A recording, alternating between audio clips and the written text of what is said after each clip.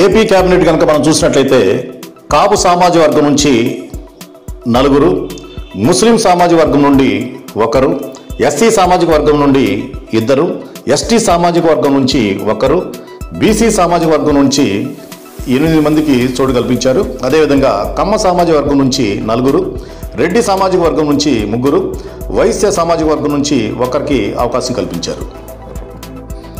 ఈరోజు జరిగే కేబినెట్లో నారా చంద్రబాబు నాయుడు గారితో కలిసి మరో 24 మంది మంత్రులు ప్రమాణ స్వీకారం చేయనున్నారు.